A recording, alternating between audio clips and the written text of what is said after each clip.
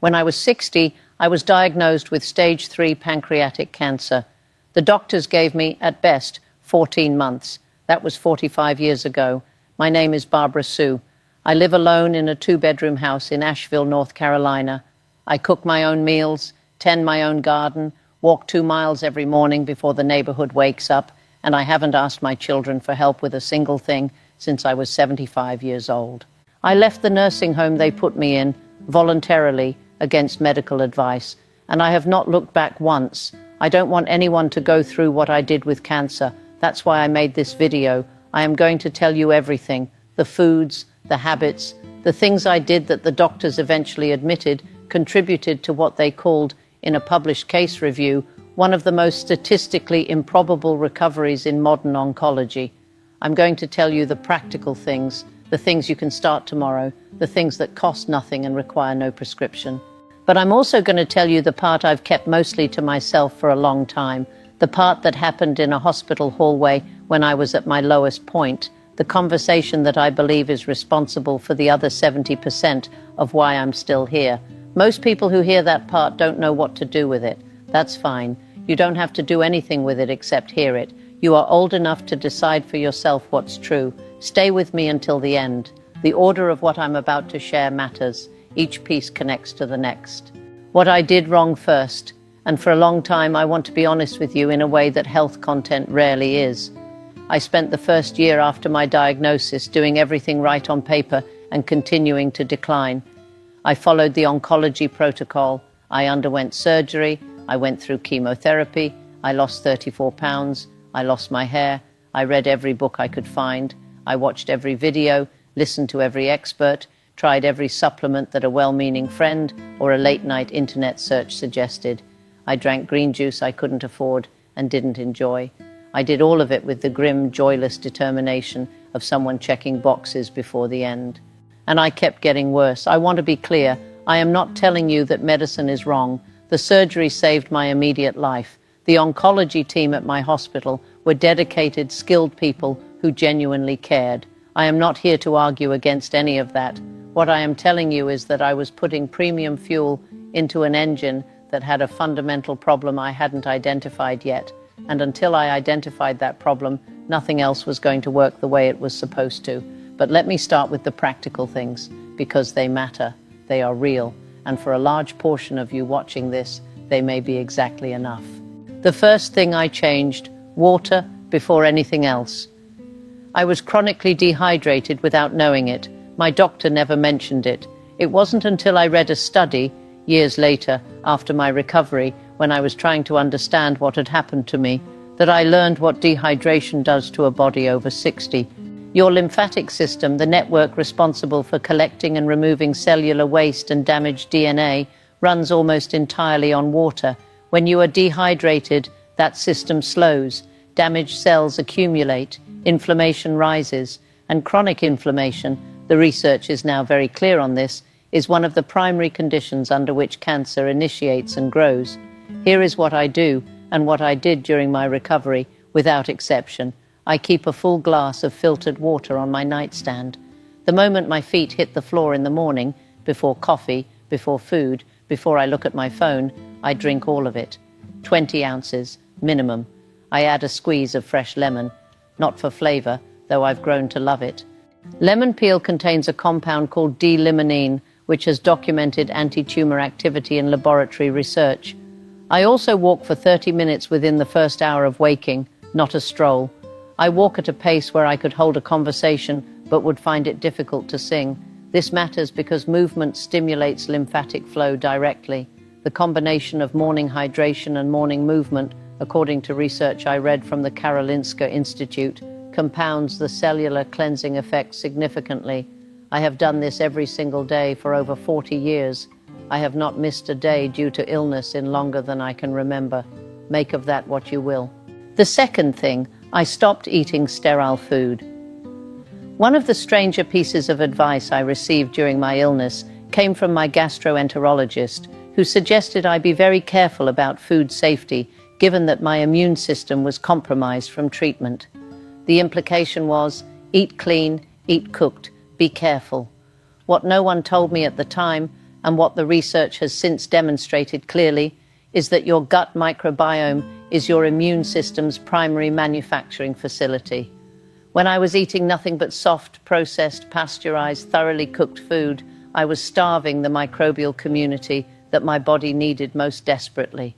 It was a woman I met in a recovery group, not a physician, who suggested I try kefir, plain, full-fat, naturally fermented kefir, and a small portion of raw sauerkraut, the kind from the refrigerated section, with nothing but cabbage and salt on the label, not the shelf-stable pasteurized variety. Within 90 days, I felt something change. I cannot explain it more precisely than that. A quality of inflammation that had lived behind my eyes and in my joints for years began to quietly retreat. The mechanism, which I understand better now than I did then, involves short-chain fatty acids, particularly one called butyrate, which is produced when beneficial gut bacteria process fiber. Butyrate has been shown to signal precancerous cells in the colon to undergo programmed cell death before they can cause harm. It also dramatically reduces systemic inflammation.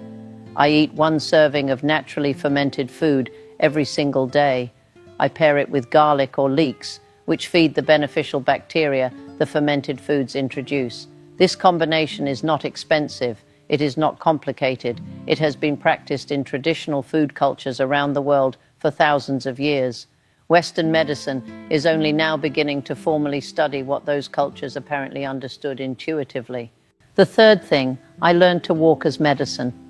I mentioned the morning walk already, but I want to be more specific about why it works, because understanding the mechanism helped me stay consistent in a way that simple habit advice never did. Cancer cells have a metabolic quirk, first identified by a biochemist named Otto Warburg in the 1930s and confirmed by hundreds of subsequent studies. They are almost exclusively dependent on glucose for fuel. They are poor at using oxygen for energy. Normal cells can use both. When you engage in sustained moderate intensity physical movement, the kind that raises your heart rate to somewhere between 55 and 70% of your maximum, you accomplish two things simultaneously.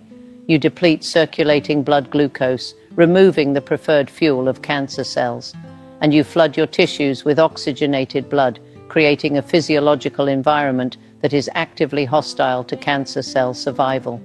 A 2020 analysis of data from 1.4 million adults found that regular moderate physical activity was associated with a 42% reduction in colon cancer risk and a 38% reduction in breast cancer risk. These are extraordinary numbers for something that requires no prescription, no copay, and no specialist referral. I walk 35 minutes 5 days a week before my first full meal. The fasted state amplifies the glucose-depleting effect. I walk somewhere with natural morning light whenever possible because morning sunlight regulates the body's circadian rhythm, which in turn governs immune surveillance, the body's continuous automated cancer detection process. I am 105. I walked this morning. The fourth thing, the vegetable I wish I had known about at 40.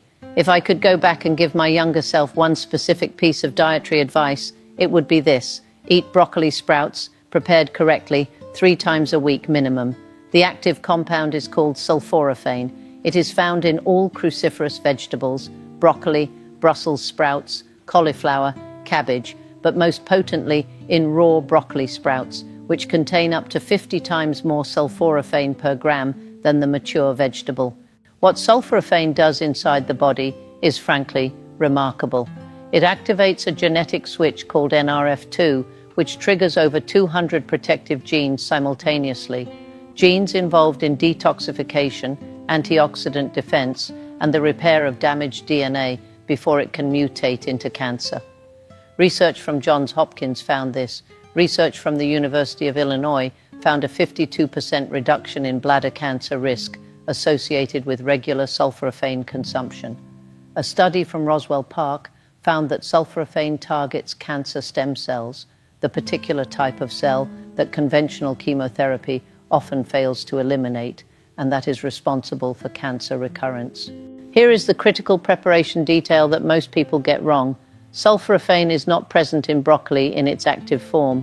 It is created through a chemical reaction triggered when you chop or chew the vegetable, activating an enzyme called myrosinase. Cooking above 140 degrees Fahrenheit destroys that enzyme entirely. Fully cooked broccoli delivers very little active sulforaphane. The correct preparation: chop or crush your broccoli or sprouts, let them sit for 40 minutes before consuming or cooking, then steam for no more than 3 to 4 minutes. Raw broccoli sprouts require no cooking at all. I add a small amount of mustard seed powder to cooked cruciferous vegetables, which independently contains active myrosinase and restores the enzyme activity that cooking removed, increasing sulforaphane absorption by up to 4-fold. I have eaten some form of cruciferous vegetable, prepared this way nearly every day for 4 decades. The fifth thing: sleep as the master switch. Of everything I have described, this is the one that had the most dramatic immediate effect during my recovery. Not because it is the most important in isolation, but because nothing else works properly when this is broken. During deep, slow-wave sleep, what researchers call stage 3 and stage 4, your body produces its highest concentrations of melatonin, not simply a sleep hormone, one of the most powerful antioxidants your body manufactures internally. Melatonin directly inhibits tumor angiogenesis, meaning it blocks cancer from building the new blood vessels required for growth. It stimulates natural killer cells, the frontline immune cells, whose specific function is to identify and destroy cancer cells before they can establish themselves. Melatonin production declines by up to 70% between the ages of 40 and 70. Most people over 65 are producing negligible amounts during sleep. When I understood this, I restructured my entire evening. I am in bed by 10 o'clock. My room is completely dark. Even small amounts of light suppress melatonin production. My room temperature is between 65 and 68 degrees Fahrenheit. I stop eating 3 hours before sleep because digestion competes with the cellular repair work the body prioritizes at night. At 8 in the evening, I drink a small glass of tart cherry juice, which contains natural melatonin precursors. Within 6 weeks of beginning this protocol, during my cancer treatment, my energy levels shifted in a way that was noticeable to everyone around me. My oncologist commented on it at my next appointment. She asked what I had changed. When I told her, she paused for a long moment and said she had never specifically discussed sleep architecture with a cancer patient before. I slept 7.5 hours last night. I will sleep the same tonight. Now, here is the part I promised you. Everything I have just described is real. The research is real. The results were real. I would encourage anyone facing a serious diagnosis to implement every single one of those practices immediately and without apology. And I need to tell you that in my honest assessment, looking back across 45 years, what I have described above accounts for perhaps 30% of why I am here. Let me tell you about the hallway. It was a Tuesday afternoon, somewhere in the second year after my diagnosis, during a period when the treatment had plateaued and my numbers had not improved in 3 consecutive months. I was sitting in a chair in the hallway of the oncology wing, waiting for a scan, and I was very quietly giving up. Not dramatically, not with tears, just the quiet, private acknowledgement that I was tired, that I had tried everything, that perhaps the kindest thing I could do for my family was to stop fighting so hard and let things move at whatever pace they were going to move. A woman sat down next to me. I recognized her after a moment as someone I had known briefly in college. We had been in the same literature class 40 years earlier. Her name was Dorothy. I would not have recognized her if she had not spoken first, and not because she had aged, because she had not aged. She was 73 years old. She looked, and I mean this without any exaggeration, the way a strong and healthy 40-year-old looks. Clear eyes, upright posture, a quality of calm that I found almost unsettling in that environment. She was there visiting a friend on another floor. We talked for perhaps 90 minutes. I asked her eventually what she had done, what her secret was.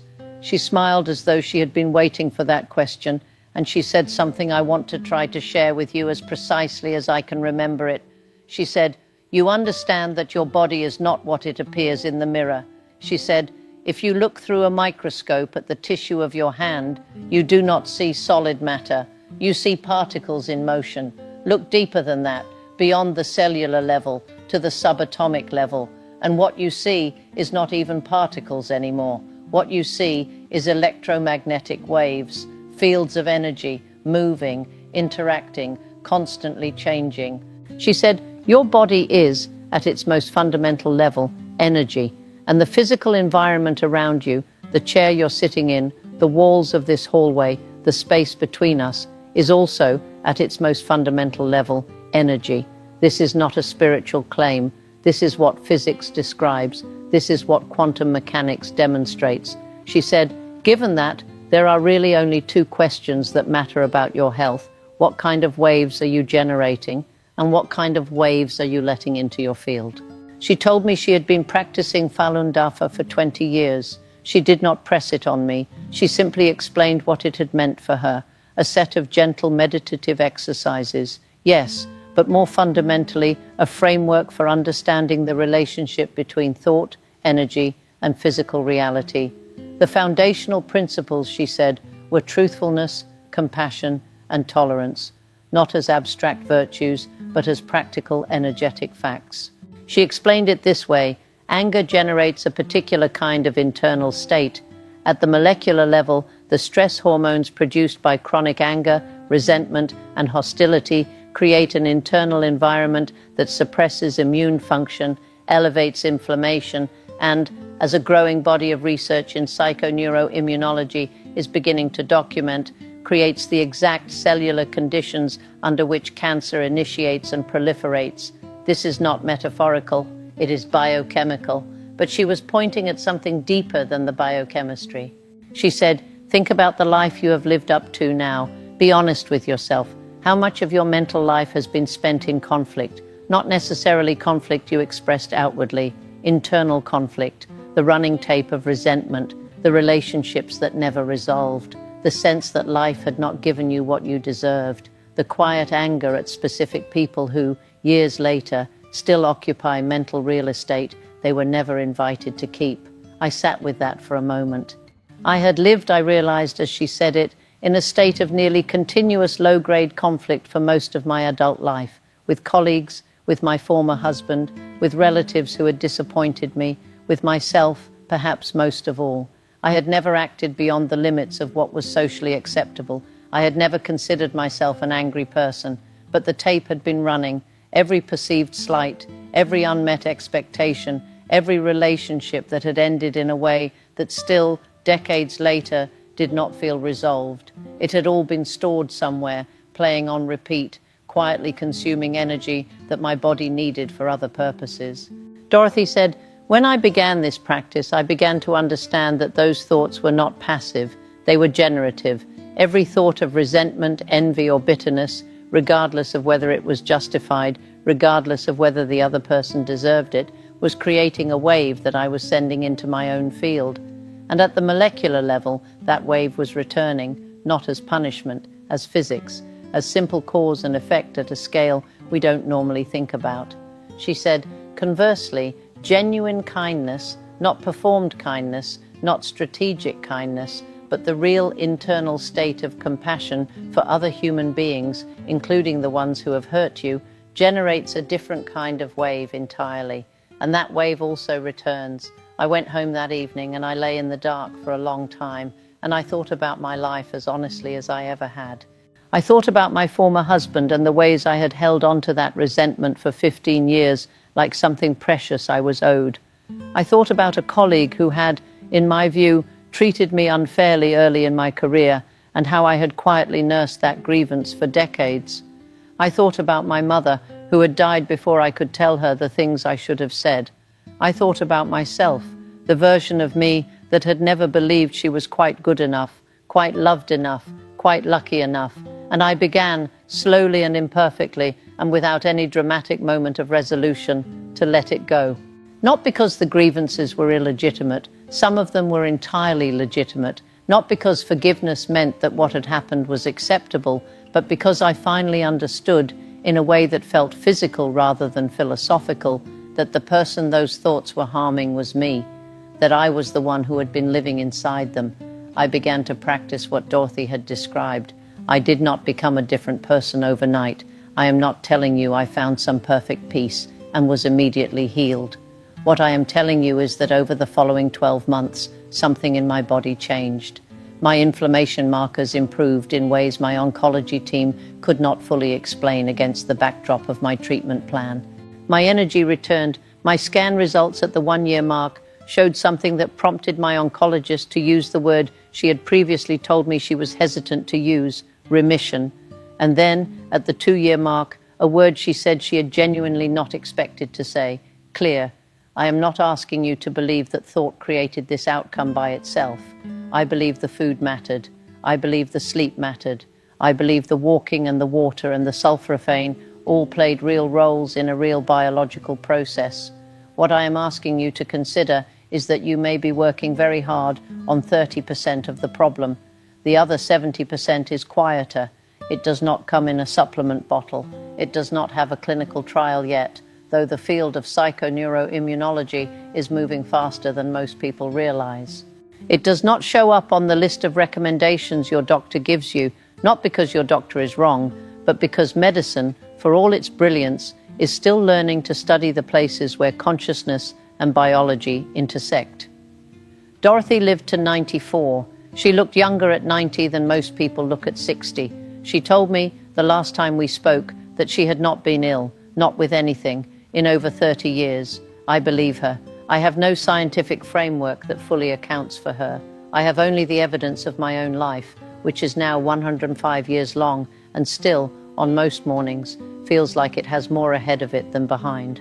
Here is what I want you to take from this. Start with the water tomorrow morning. Add the walking, add the fermented foods and the broccoli sprouts and the sleep. These things are real and they will help you and they cost almost nothing. And then, when you have a quiet evening and no one is asking anything of you, sit with the question Dorothy asked me in that hallway. How much of your mental life is being spent on the running tape? Who are you still in conflict with, inside the privacy of your own mind that you haven't spoken to in years? What would it cost you, not to excuse what happened, not to pretend it was acceptable, but simply to put it down and stop carrying it, to genuinely wish those people well and release them? I don't know what your answer will be. I know what mine was. I know that I am 105 years old, and I walked 2 miles this morning in the early light, and my garden needs attention, and my children are coming to visit next week, and I am not afraid of anything. That is the whole story. I hope some part of it is useful to you. Share this with someone who needs to hear it, not because I need the views. At 105, I am somewhat past caring about the algorithm, but because if there is one person in your life who is fighting something difficult and quietly running out of reasons to keep trying, this story belongs to them.